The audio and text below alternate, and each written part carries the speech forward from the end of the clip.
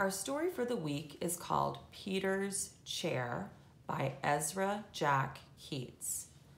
The question for the week is, what treasures can we share at home?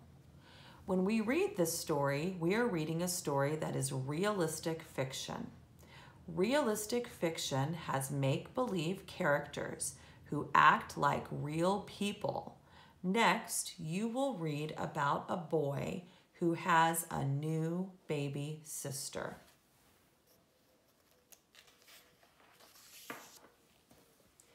Peter stretched as high as he could. There, his tall building was finished. Crash! Down it came. Shh, called his mother. You'll have to play more quietly. Remember, we have a new baby in the house.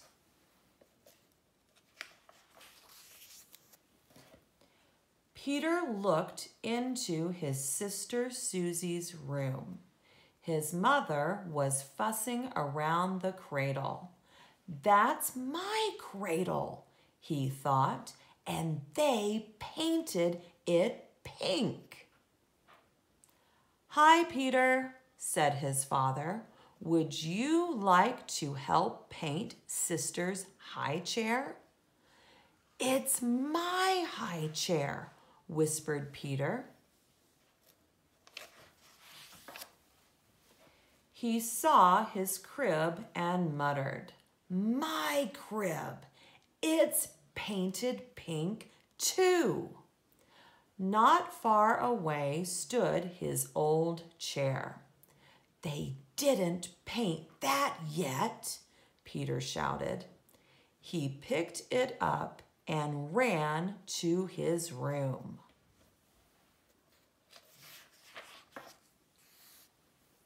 Let's run away, Willie, he said.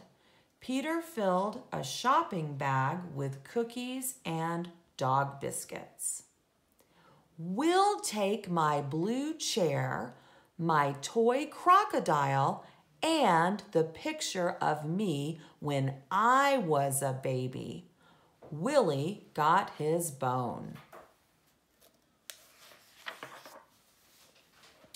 They went outside and stood in front of his house.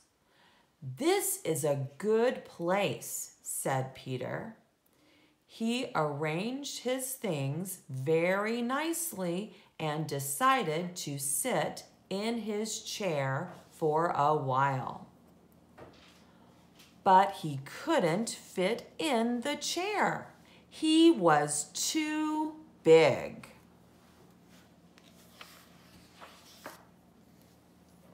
His mother came to the window and called, Won't you come back to us, Peter dear?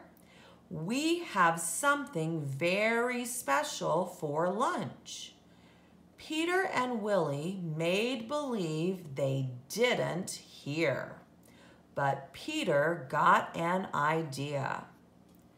Soon his mother saw signs that Peter was home. That rascal is hiding behind the curtain, she said happily.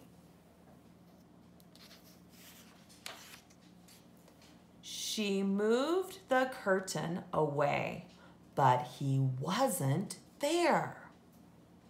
Here I am, shouted Peter. Peter sat in a grown-up chair.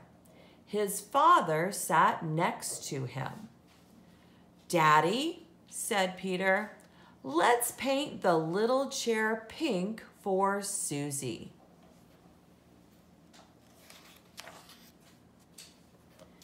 And they did.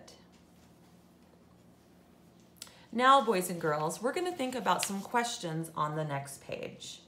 In your notebook, I want you to try to answer these questions. Here is the first one. Number 1, did you understand why Peter was sad? Have you ever felt the way Peter did? So write a number 1 on your paper and see if you can answer that question. I'll read it one more time. Did you understand why Peter was sad?